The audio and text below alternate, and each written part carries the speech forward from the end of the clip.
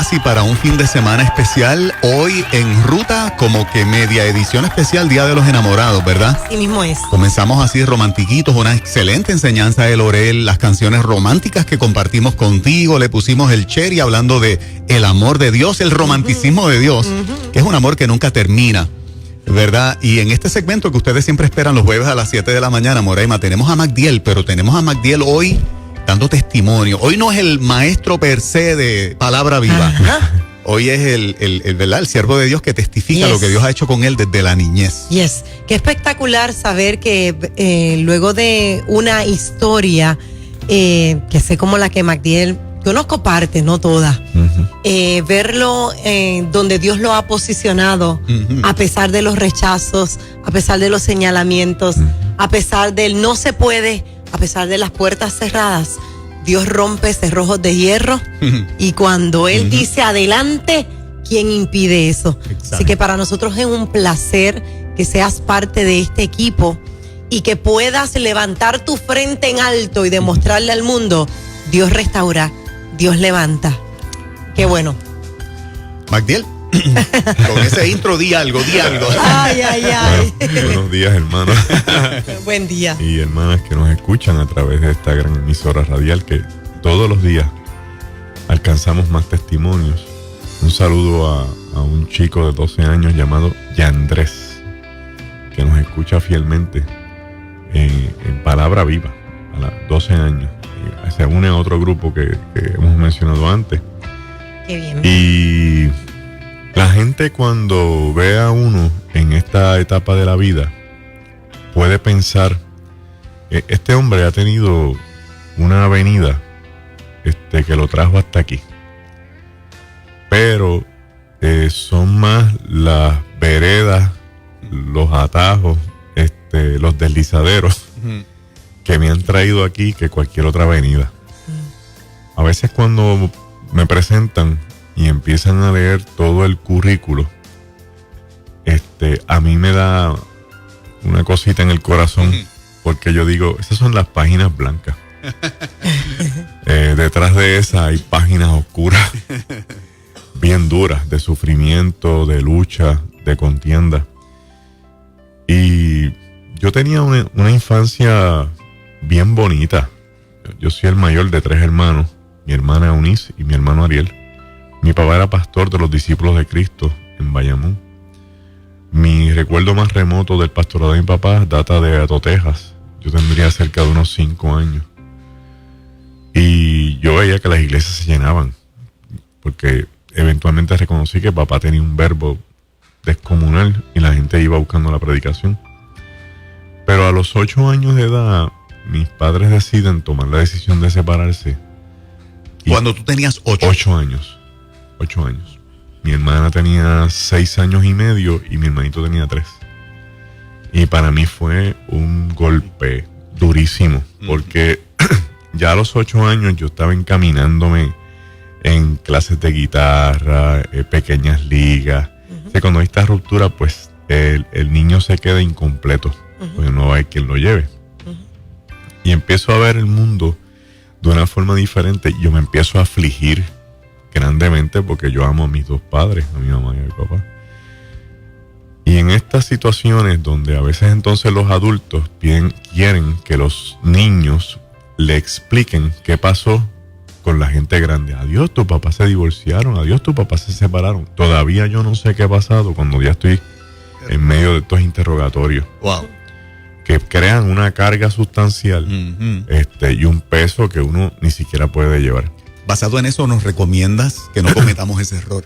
No, porque pues tenemos amistades alrededor y gente de la iglesia que puede pasar por ese proceso. Mucha gente, hermano. En este tiempo, mucha gente. Y hace mucho daño. Así que son preguntas que no se le hacen a un niño. Nunca. A los niños no se hacen preguntas de adultos. Nunca. Y menos si son tan complejas. Exacto. Pues en su mente ellos tienen otro tipo de vida, otro tipo de pensamiento, no muy elaborado en muchos casos. Y entre los 8 años de edad y los 11, 12 años de edad, yo me deterioré grandemente. emocional y tuvo un efecto físico. O sea, yo tuve un abandono de aseo personal. Yo estaba en una depresión, pero es un concepto a ese tiempo no muy identificado, no muy conocido, y la gente posiblemente dice, este muchacho es un puerco, este muchacho es un abandonado. Pero cuando tú ves eso acompañado de tristeza, de enajenamiento, de aislamiento, de falta de apetito, de no querer jugar, hay algo que está pasando. Exacto. Algunas maestras se dieron cuenta, mamá se daba cuenta, pero también tenía sus rollos y sus cosas. Y cuando tú empiezas a vivir así, en una etapa de niño a preadolescencia, tú empiezas a crear nuevos esquemas mentales y el cerebro se acostumbra a ese pensamiento. Esto es lo que hay para ti. De aquí tú no vas a salir.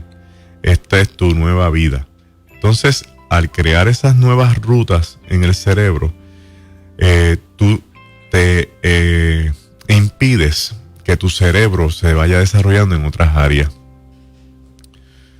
Yo, pues, desde pequeñito tenía un buen coeficiente intelectual que me causó problemas. Porque entonces, al estar en esta situación, empezaba a inventar cosas. Wow. Entonces, para llamar la atención, ¿qué haces? Fabricas historias para que los que no quieren estar contigo, estén contigo. Yo recuerdo este compañero de escuela, Jorge Romero, que yo le decía que a mi casa iban a llegar por correo unos juegos para hacer equipos de guerra donde se podían disparar cosas que no te hacen daño, porque lo que hacían es que te iban a marcar. Yo tenía 10 años y yo nunca en mi vida sabía que yo estaba hablando del famoso gotcha con el tiempo. Y él quería ir a casa a ver eso. Y entonces yo, no puedes venir porque no estamos preparados y qué sé yo, pero era todo un diseño mental para que me llamaran a mi casa. Yo recuerdo que yo tuve una compañera de clase que se llama Yolanda Vilches. Después lo supe con el tiempo. Que para Navidades, yo creo que fue que me notó tan triste y tan triste en Navidades sin padres, tú sabes. Que aunque mi papá siempre estaba presente, pero no como uno quería y necesitaba. Esa pregunta te la quería hacer, Magdiel, ese detalle de con quién te quedas, con tu mamá, con tu papá, en la separación. Con mi mamá. Con tu mamá. Nos quedamos con mi mamá. El ministerio de él continúa. Se va. Se va. O sea, se detiene. Los discípulos le piden que cese y él renuncia al ministerio y se va a dar clase. Ok. Porque papá era profesor. Entonces, esta compañera me envió una carta de parte de Santa Claus para mí. Wow. Y yo, Santa Claus me quiere una carta. Esta cosa ahí impresionante. O sea, llega a casa como la última Coca-Cola del desierto. Pero pues tampoco había esta recepción de, wow, Magdiel, qué bueno. Es duro, o sea, es frío, es gris el asunto. Entonces, poco a poco yo empiezo a hacerme cargo de mis dos hermanos. Protegerlos, cuidarlos, velarlos.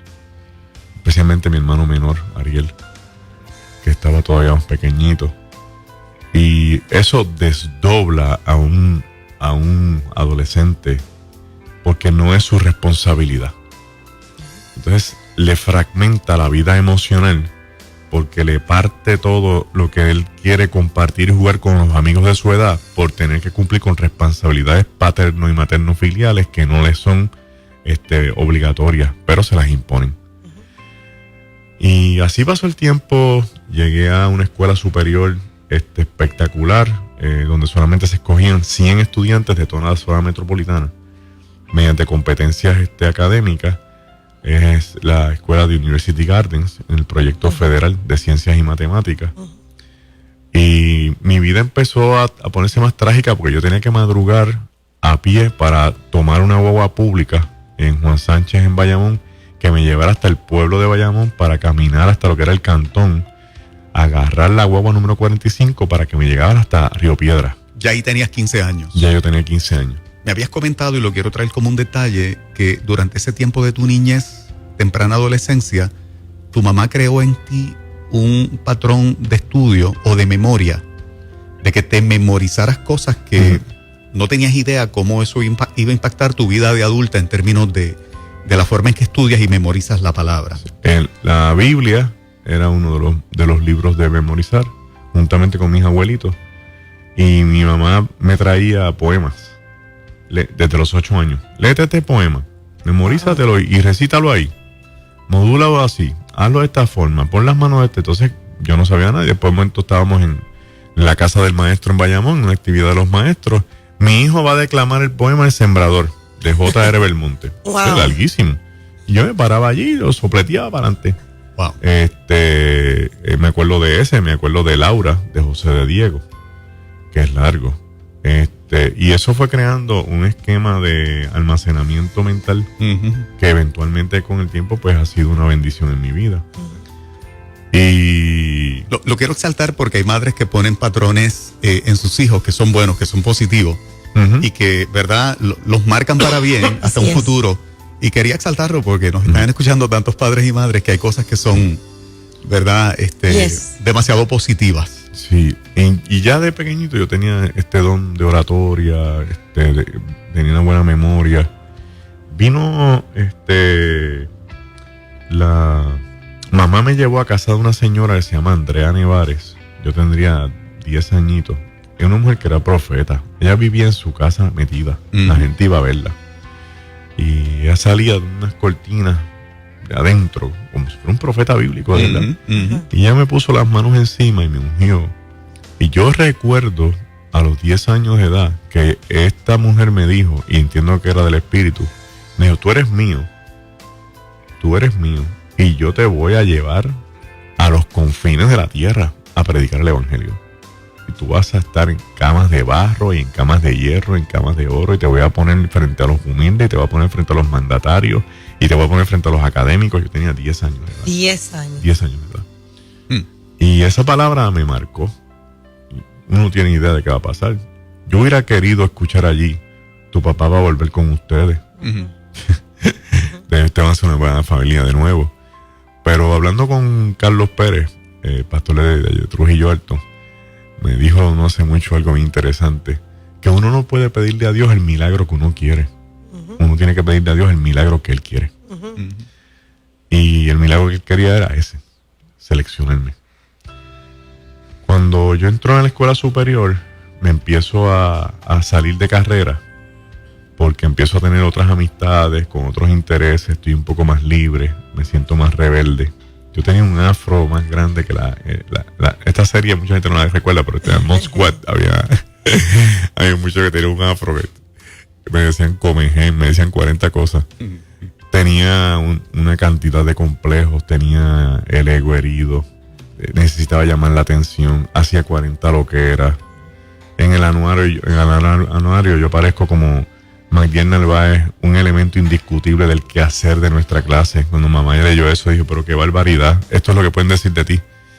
Y era que yo estaba en todos lados metido, pero nosotros llegamos a ir a la iglesia Discípulos de Cristo de la calle Comerío, y el pastor era don Florentino Santana. Y a mí me impactó la predicación de don Florentino.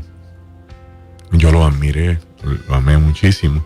Y entré en un nuevo periodo y quise entrar en un grupo que se llama La Tamburina. ¿Qué edad tenías en ese momento? Los 15 años de edad. 15 años de edad. 14, 15 años de edad. Y La Tamburina estaba compuesta por muchos jóvenes de la iglesia talentosísimos, que eventualmente muchos de ellos fueron pastores.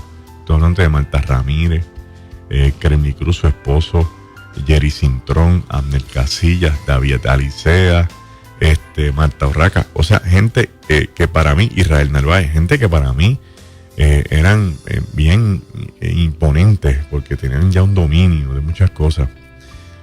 Pero yo estaba bien mal. Nadie se dio cuenta. Y entonces me pusieron un día a testificar y la mente se me descalabró con lo que empezó a ser la bipolaridad, que con el tiempo me sacó de carrera de todo. ¿Y por qué lo sé? Porque en aquel momento yo empecé a contar historias fantasiosas que eran historias de un paquín que yo leía, de un hombre increíble que se llama Calimán, que yo las estaba adaptando a mi vida, donde yo supuestamente tenía superpoderes, podía romper cadenas, leer las mentes. ¿Te imaginas un individuo de 15 años en un altar con un micrófono haciendo historia de que eres este superpoder mental frente a todo el mundo. Obviamente, la mente no está bien. Ajá. Nadie me decía nada de frente, yo no sabía qué me estaba pasando. Hermes Santos, el director del grupo, había notado algo, pero él insistía en darme el micrófono. Entonces yo no entendía, ¿verdad?, la dinámica. Eventualmente le escribí a Hermes y le dije, le recordé lo que había pasado y le escribí, pero gracias porque tú me hiciste saber que mi lugar en la vida es detrás del micrófono. Eventualmente tuve que salir de la agrupación por conductas, por desaciertos. Fue bien triste. Tenía que hacerlo, estaba haciéndole daño a la agrupación. Y ahí en adelante empecé a ver la vida a distancia. A los 18 años de edad va a la iglesia una predicadora que se llama Amy Cortés, famosísima capellana de Nueva York, con un mensaje de amor, pero una cosa salvaje. Y en el llamado yo pasé. Yo recuerdo que el coro cantó esa noche, Maestro se encrespan las aguas, y yo pasé llorando a los 18 años a aquel altar como nunca en mi vida. Yo me rompí. Y ella bajó y oró por algunas personas y me puso las manos encima y me dijo algo tan sencillo y tan profundo: el Señor te ama. No importa qué haya pasado, el Señor te ama. De ahí intenté una carrera en el ejército, después de un tiempo y de unas malas experiencias. Pedí la renuncia de inmediato porque caí en una división que no era lo que yo esperaba, y estaba yendo en contra de muchos principios que yo tenía. Así que eliminé el récord, volví a Puerto Rico. El pastor de la iglesia era Miguel Ángel Morales. Me dijo, ¿estás sin trabajo? Sí, estoy sin trabajo, pastor. Vente. Y no se pregunten cómo. Yo caí de maestro de la Academia de Discípulos de Cristo de nivel superior de educación cristiana a los 21 años de edad, 22 años de edad, por 3 años, y fue un tiempo bueno, pero también estaba desajustado. Y de ahí en adelante yo empiezo a dar cantazos como un caculo en una botella. A la derecha, en la izquierda, errático. Ya estaba predicando. Mi prédica estaba enferma porque tenía demasiadas cosas sin sanar por dentro. Y la persona que no está sana no puede predicar sanidad. O sea, que esté enfermo, lo que va a salir por su boca son heridas, dolor, revanchismo, venganza, devolver golpes desde el púlpito. Porque tiene una oportunidad y el púlpito de momento se presenta como este gran escenario, un ring, donde aquí yo te puedo decir lo que me dé la gana y tú no puedes decir nada porque tú no estás aquí. El predicador tiene un poder descomunal de hablar porque nadie le va a contestar. Entonces la gente no lo cuenta. Yo estaba bien herido, yo estaba despotricando 40 cosas contra medio mundo. Tuve alguien bien cercano a la familia que en una controversia bien grande le decía a mi mamá, tú ves que está aquí, tú no puedes esperar nada en la vida. Y entonces yo no había terminado mis estudios y cuando de momento yo veo la oportunidad de la Universidad Interamericana que tenía un programa Avance, el anuncio salió por televisión y era tan persuasivo que dijo, esto es para ti. Yo, adulto, que no has terminado, que eso soy yo. Entonces yo vivía en Arecibo y me matriculé. Terminé el bachillerato, pero la bipolaridad, que lo cuento ahora back and forth porque no lo conocía en aquel momento, me llevó a mí a competir contra todas las personas posibles en todos los puestos electivos que tú te puedas imaginar. Presidente del Consejo de Estudiantes, senador académico, senador, consejero universitario, hasta llegar a ser el estudiante síndico, que era el puesto más alto que se daba. Y en la historia de la universidad, yo corrí todos esos puestos. Cuando a alguien lo critican en esa dirección de que no vas a alcanzar nada, no vas a conseguir nada, trata de demostrar lo contrario. ¿Era lo que pasaba? Era lo que pasaba, aunque uno no lo sepa, porque Inconsciente, exacto. Inconscientemente tú quieres silenciar esa voz. Exacto. Entonces me gradué con altos honores, seguí por ahí de corrido a hacer la maestría en el Seminario Evangélico de Puerto Rico, seguí por ahí para adelante a hacer la carrera en Derecho, o sea, sin detener desenfrenadamente una cosa lujuriosa y como un huracán, llevándome a todo el mundo por el medio, incluyendo relaciones, incluyendo amistades, incluyendo todo lo que pudiera. Yo lo arrancaba adecuado porque yo no quería nada que te metiera en el medio para detenerme. Y a todo esto predicando, despuntando, escribiendo. O sea, yo escribí un libro en un mes, de noche. Yo llegaba al seminario, me daba un baño y me sentaba y de 11 a 2 de la mañana y y no dormía y volvía al trabajo. Y todo esto era para demostrar, tú sabes, que yo puedo, que yo soy grande, que yo tengo esta capacidad, ustedes me tienen que admirar y yo tengo mi espacio en mi lugar y realmente tú destruyes gente. Sí. Mientras te destruyes tú. Mientras me estoy destruyendo. También. Entonces... Esos fueron tus 20 y pico. O sea, la década de los 20 transcurre... 20-30. De 20 a 30 corre de la manera que tú nos estás describiendo. Hasta éxitos a nivel educativo porque lograbas, ¿verdad?, completar los estudios, destacándote, ¿verdad?, con las capacidades y dones que Dios te dio. Pero en términos emocionales, todavía enfermo, que es lo que tú nos estás diciendo. Enfermo hasta lo último. Cuando dices dañándote y dañando a los demás, ¿a qué te refieres, Magdiel? Que como yo estaba enfermo, porque no estaba en mi buen juicio cabal, todo lo que yo pudiera hacer llevaba una agenda que no era honesta. Era una agenda de manipulación, de aprovecharse, de usar la gente y después soltarla. Es como ver la gente como si fueran escalones. Sí. Donde tú te vas a parar encima de ellos, tú alcanzas lo que tú quieres y pues, adiós, te fuiste. Wow. El fin justifica los medios. Sí, o sea, bien maquiavélico y calculador. Entonces, pues llega un momento en los 30 y pico de años que la Iglesia del Sendero de la Cruz invita al pastor Braida de Argentina. Y la pastora Elizabeth Guidini me dice, yo quiero que Braida tenga una parte contigo. Y nos fuimos a la oficina y Braida no me conocía, yo no lo conocía. En ese transcurso, ¿a qué edad te casas por primera vez? A los 24 años. A los 24 años, tu primer matrimonio termina por parte de lo que nos estás describiendo, termina en infidelidad. La razón principal, te pregunto, para que se rompiera. Se rompió porque yo... diferencias irreconciliables. Empecé a actuar egolátricamente y a alar la relación para el lado mío. Totalmente. O sea, yo anulé a mi esposa. La anulé. Anulé al punto que ella no pudo seguir. Y se tuvo que tomar la decisión. Y yo estaba tan ciego que yo dije, pues está bien, nos divorciamos. O sea, es como si no tuvieras dolor. Aunque después cayeras en la depresión más grande del mundo. Claro. Porque la bipolaridad te lleva a momentos bien altos, donde tú te sientes Superman, que ni una bala llega donde ti. Pero después tú recaes abajo. O sea, que cualquier pluma que te pase por el lado te duele. Exacto, sí. Entonces, llega este Braida y me dice, ¿por qué tú tienes tantos cuadros y diplomas en tu oficina puestos en todos lados? Y este hombre nunca ha ido a mi oficina. Yo trabajaba para la Universidad Interamericana de Puerto Rico. Yo era el director ejecutivo de la Junta de Síndicos.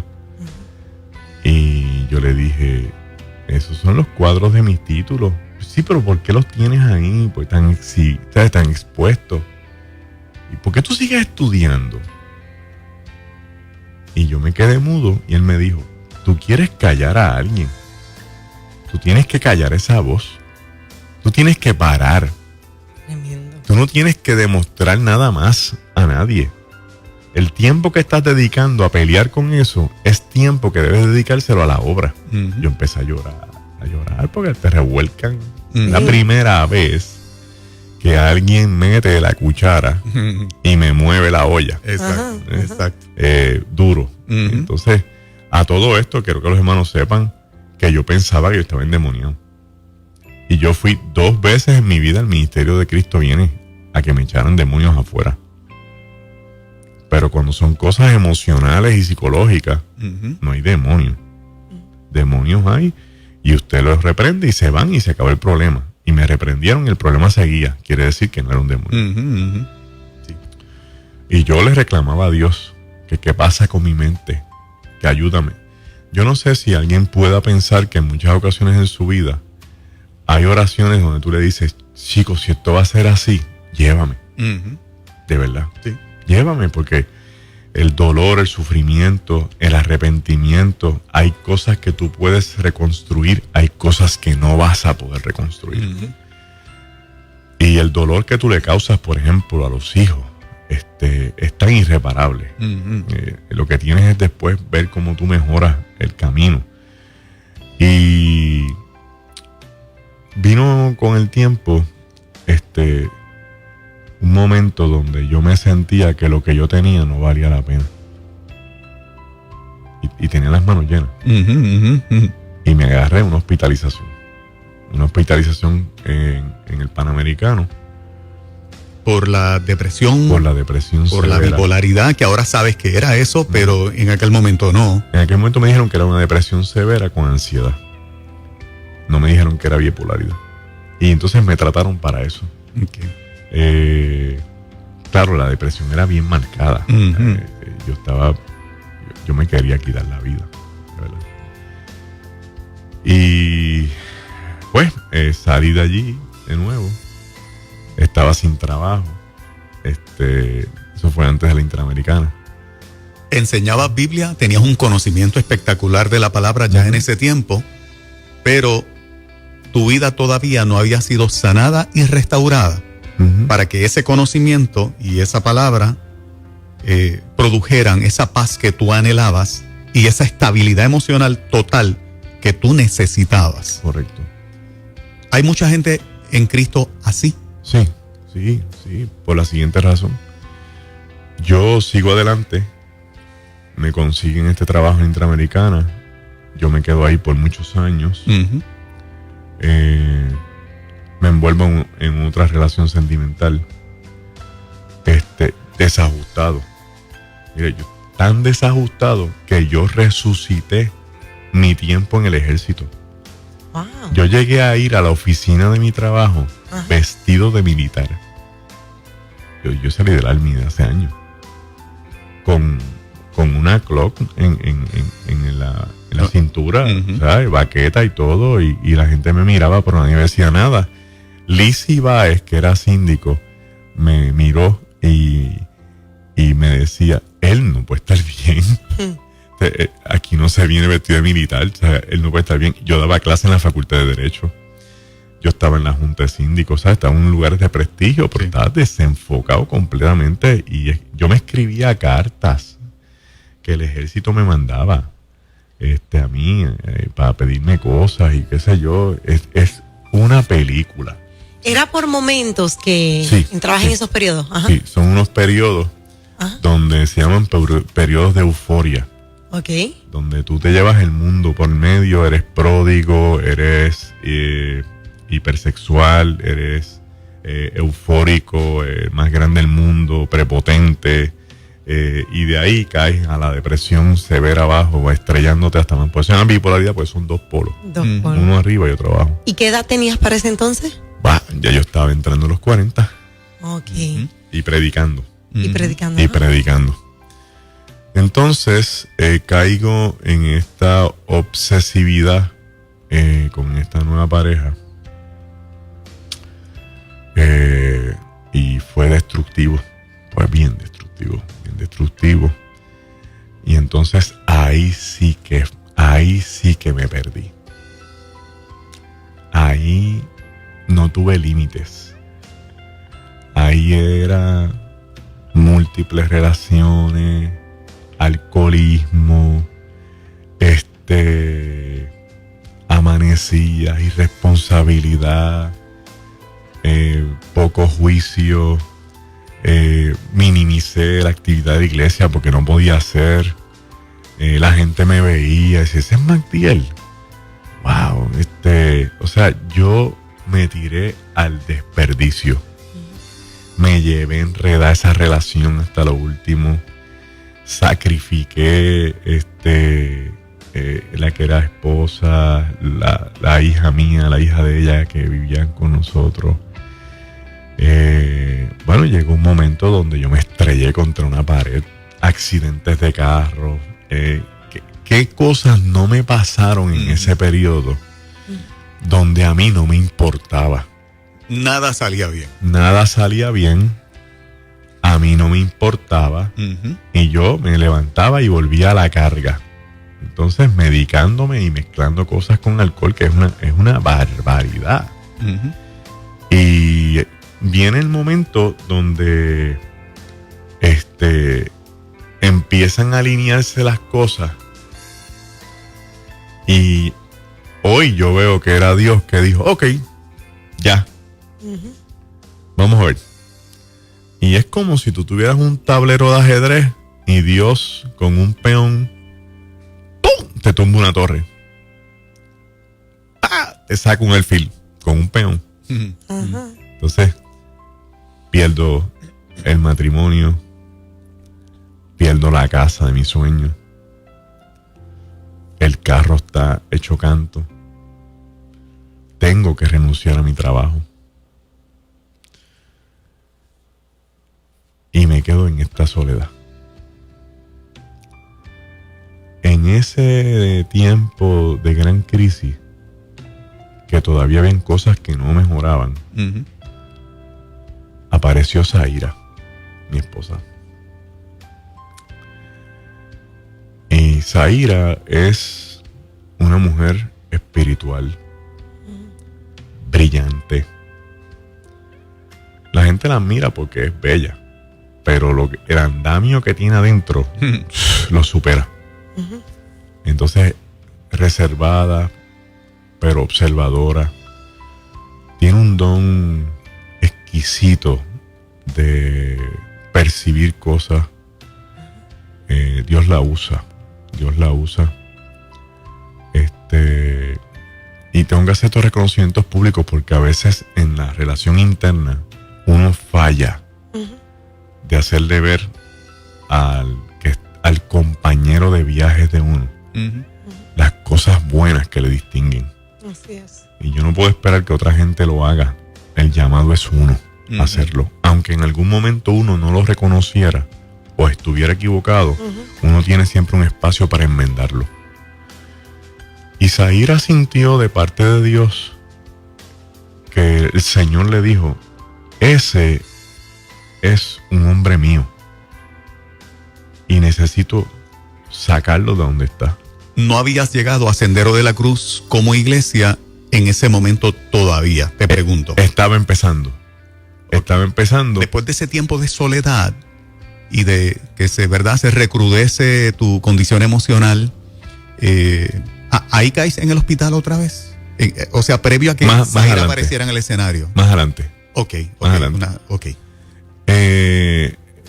Elizabeth Guidini me llama y me dice que me quiere ver. Entonces cuando me ve me dice, mi querido, la frase mi querido, tienes que hacer un alto. Okay. Vamos a ayudarte. Entonces una señora de la iglesia, mira cómo son las cosas, le había dicho a la pastora que me había visto en el púlpito, pero que el púlpito era una base negra como de brea y se levantaba un cocodrilo que me quería comer. Tragar. Y la señora le dijo a la pastora, el diablo quiere matar a Magdiel. Pero ese mismo cocodrilo, así es, ese mismo cocodrilo y esa misma experiencia, más o menos, Zaira la había tenido sin haber hablado con la señora. Entonces, Zaira se mete en ese proyecto de empezar a guerrear espiritualmente por mi vida, a clamar por mi vida, a comerse el hueso duro. Permíteme exaltar algo, Magdiel, y disculpen la gente que se molesta cuando un interlocutor interrumpe. Perdónenme. Pero son cosas necesarias que por lo menos a mí como entrevistador hay algunas cosas que me gusta resaltar para el récord. Claro. Cuando Magdiel Narváez testifica que no servía, que estaba en el peor momento de su vida, cuando no significaba para ninguna iglesia ni para ningún pastor nada. recibes la llamada de Elizabeth Guidini. Tengo que exaltar esa parte obligado. Claro que sí, claro que porque hay gente que dice que somos útiles mientras añadimos prestigio, añadimos finanzas, añadimos standing, pero a la vez que te pasa algo malo, nadie te busca. En este caso no fue así. Elizabeth Guidini todavía veía a alguien valioso. En tu peor momento, y es tremendo porque Jean McDill tenía factor de reconocimiento, y cuando alguien hace lo que él describe que hizo, nadie quiere estar a tu lado. Así mismo es. Te conviertes en lo peor para estar a tu lado. Nadie quiere que te asocien con una persona así. La pastora hizo exactamente lo que hubiese hecho Jesús. Totalmente, lo tengo que exaltar esta mañana. Lo tengo que exaltar esta mañana porque rompe una norma. Mira, yo llevo aquí toda mi vida, 30 y pico de años en radio. He visto tanta gente hacer unas cosas impresionantes que cuando las hacen, nadie se les quiere acercar, ¿verdad? Y yo creo que dicta una pauta distinta. Y tengo que hacer el paréntesis, ¿verdad? Para exaltar este detalle, porque cuando McDill no era el maestro tremendo de la palabra, el del segmento Palabra Viva, el gran predicador, cuando estaba en el peor momento, caramba, déjame llamarlo. O sea, le dio valor a alguien que aparentemente lo había perdido y con quien nadie quería estar. Qué lindo. Sí, cierro la pausa. Y tengo que decir que no quiero llorar. Es bueno llorar, tú lo sabes. Sí, lo sé. Que en esas situaciones hay gente que se acerca todavía para aprovecharse de ti. Exacto. Pero la nobleza de esa ira la distingue sobre cualquier otra persona, porque ella fue a buscar el hombre de Dios que Dios le dijo que había allí. Exacto. Y entonces, eso para mí vale. Muchacho. Y pasó el tiempo y me tomó recuperarme, porque yo volvía a caer en estas crisis de gritar, de hablar fuerte, de ofender, de humillar. Pero es todo el dolor que había por dentro. Al punto que yo quise acabar con mi vida. Yo dije, mira, vamos a acabar con esto de una vez. Y el día que yo decidí acabar con mi vida, un 14 de mayo del 2015, yo empecé a llorar. Yo me tiré hasta un selfie. Mira eso, para que la gente sufriera. Mira qué mal. Wow. Mira qué mal. Y el Señor me habló. Y me dijo, ¿por qué tú no me dejas terminar lo que yo empecé? Yo caí de rodillas. Empecé a llorar. Llamé a Zaira. Le expliqué lo que había pasado. Estábamos a punto de romper porque la carga para ella fue demasiado. Fue hasta injusto. Y entonces el Señor empieza un proyecto. La iglesia por un lado, Zaira por otro, los papás de Zaira, mi suegro, que son gente con un corazón espectacular y gente de Dios. Y la familia entera, mi hermano Ariel, el menor, que es pastor. Y empezamos este proyecto de cada lado aportando algo, y uno empezando a crecer y a soltar en el camino 40 cosas, hasta que yo decido entrar en una hospitalización parcial.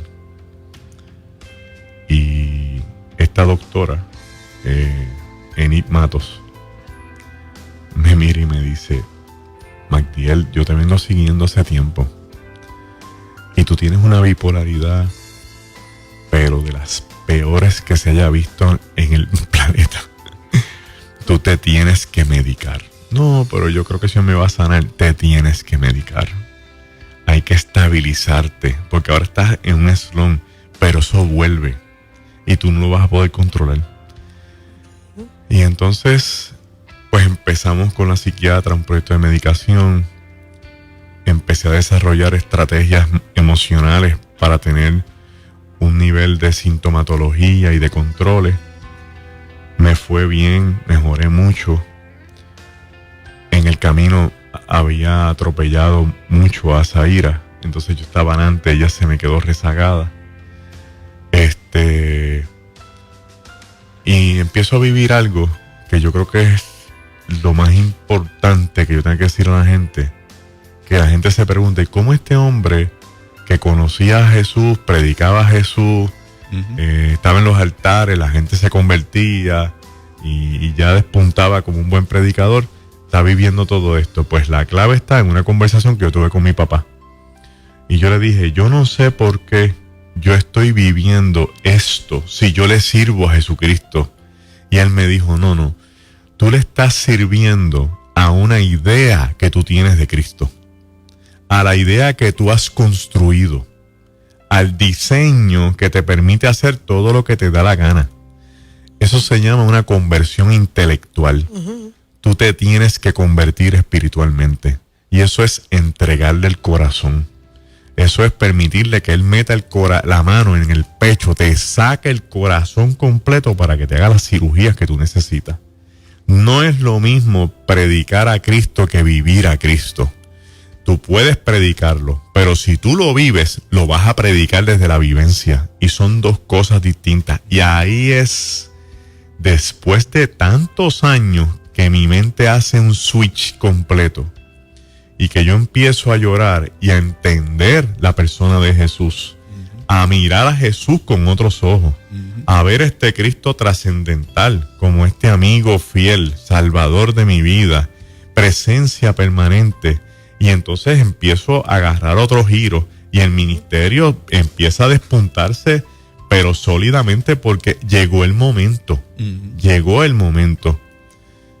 Con el tiempo, pues, hemos llegado hasta aquí y ahora en un proceso en el que estamos. Le preguntaba al Señor en estos días, ¿qué es lo que nos toca aprender? Por lo menos a mí. Y sentí que me dijo, bueno, ya me conoces a mí, ¿verdad? Sí, ok, vamos a presentarte el Espíritu. Y ahora estoy en esta dinámica de conocer más del Espíritu. El Espíritu Santo. El Espíritu Santo. Y entonces eso me ha llevado a más momentos de oración en las mañanas, de clamor, de gemir, de romperme. Y ha sido una experiencia tan única, que eso que dice la Biblia, que el Espíritu de verdad te evalúa, chacho, me estoy mirando por dentro y veo todavía unas pequeñas heridas que vamos a corregir, que vamos a sanar. Amén. Yo le digo a la gente que nos escucha, líderes, pastores, pastoras, que se metan con el Señor. Que no cometan errores que uno ha cometido hasta los otros días, de abandonar el sacerdocio matrimonial, de abandonar la oración, de abandonar el matrimonio por el ministerio. ¿Sabes una de las cosas que me di cuenta en estos días? Que la agenda que estoy llevando no es la agenda de Dios. Y la voy a corregir. Algunos compromisos se van a quedar, hermanos, me escuchen bien, otros se van. Porque estoy llenando una agenda todavía para convencer a esa gente de que yo estoy restaurado. Y no me había dado cuenta de eso. Entonces, cuando uno hace eso, uno sacrifica a la gente que uno ama. Sí. Y mi suegro me lo dijo, y me lo había dicho mi esposa. Pero uno ciego no lo podía ver hasta que de momento viene este rompimiento del espíritu. Y me dice, ¿y a mí me vas a hacer caso? Y yo, sí, Señor, te voy a hacer caso. Cuando Dios se mete, uno logra ver y es sensible a la voz de Dios, los errores que uno ha cometido y qué significado real tiene cada error para todos los que están en medio de una relación. En esta etapa de sensibilidad que tú estás y de admitir, ¿verdad?, lo que estás reconociendo con el público esta mañana, si hubiésemos hablado contigo 2, 3 años atrás, 4 años atrás, muchas de esas cosas las hubieses cubierto con excusas, las hubieses cubierto con decir, no, las cosas no son así, son asado. ¿Pudo haber sido así? Sí, era así. Todavía queda algo de eso en términos del dolor que causa aceptar algunas cosas, no porque estén pasando. Pero sí, era así. Yo podía llamar a una persona a una iglesia y decirle, miren, no voy a ir al compromiso de hoy. hace 4 o 5 años atrás y era porque estaba alcoholizado. Okay. Y no podía llegar. Wow. Y yo he pedido perdón en muchos foros. Yo me he arrodillado en concilio frente a los pastores, en la iglesia nuestra, en los congresos. Y hoy Zaira me dijo, no pidas más perdón, porque ya la gente lo sabe y no vaya a ser que el elemento de la repetición pierda el sentido. Sabia. Pero hoy quiero pedirle perdón a todo el mundo, a los que herí, a los que decepcioné, a los que desilusioné, a los que utilicé, a los que hice quedar mal, a los que por mi culpa cayeron en otros problemas, a los que posiblemente le causé una destrucción familiar, a los que por culpa de lo que pasó hubo un desvío, hubo una situación grave, a los púlpitos que manché, a los pastores que defraudé, a la gente que lamentablemente no pude dejar de ver lo bueno que hay dentro de mí. Le quiero pedir perdón a mi esposa, Zaira. Todavía estamos en el camino para mejorar lo que sea. Tengo que trabajar con un asunto, pero estamos en el mejor orden de Dios. Le quiero pedir perdón a mis suegros, a mis hijos, a mis pasadas relaciones, a la Junta de Síndicos de la Universidad Interamericana de Puerto Rico, a mis compañeros de trabajo en la Facultad de Derecho, a mis estudiantes de Derecho, a cualquier otra persona que se ha sentido ofendida con lo que haya escuchado de mí en una historia que no es la mejor. En este proceso tan descomunal, quiero reconocer a unos amigos particulares de la fraternidad Phi Delta Gamma, que en momentos de mi gran depresión, son fraternos, supieron llamarme, buscarme, suplirme, acompañarme y no dejarme caer, porque en las grandes crisis la soledad es el peor escenario. Wow. Rebeca Velázquez dice que cuando tú estás solo en la tierra, el cielo te abraza. Pero hace falta gente que venga y te abrace y te diga, estoy aquí. Esa voz que te dice, no te preocupes. Esa gente que te llama y te dice, ten fe, todo va a salir bien. Y por último, decirle a las personas que me miren no por lo malo que pasó, sino por lo que Dios es capaz de hacer. Amén. Y sigue haciendo. Y sigue haciendo. Porque no es tu único caso, es el de todos nosotros. Sí, Dios señor. no ha terminado con nosotros. Y el Señor no ha terminado la obra. Algún día espero encontrarme con el Señor y que Zaira también esté allí y poderlo ver cara a cara. El que comenzó en nosotros la buena obra, La la terminará. perfeccionará Sí, hasta el señor. día de Jesús. Quiero decirte que la evidencia para mí de que Dios sigue trabajando contigo es que estás haciendo público tu testimonio. Podías optar por no decir absolutamente nada. Claro. Algunas de las cosas que estás diciendo, algunas de las cosas son recientes.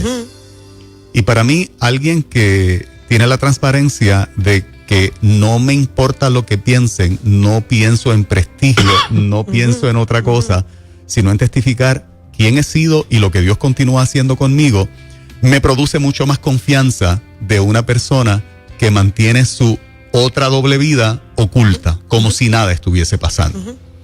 Eso sí nos debe asustar. Pero cuando alguien se abre y dice, esto es lo que he estado viviendo, esto es lo que continúo viviendo, para mí es evidencia de lo que Dios está haciendo, porque la naturaleza humana es a tapar, a ocultar, a no confesar nada y a vivir de apariencia. Y no somos superhéroes. Para nada. Somos gente de carne y hueso. Y no debemos usar el pecado del prójimo Exacto. como la palangana de agua para lavar nuestras manos. Exacto. Cada cual debe abrirse. La gente hoy día está buscando líderes reales. Exacto. Genuinos. genuinos, gente de carne y hueso, en los que ellos se puedan ver. Exacto. Y ver lo que Dios hace en ellos, que también lo puedan hacer para ellos. La gente en el Facebook, lo que he leído es, si lo admiraba antes, ahora lo admiro más.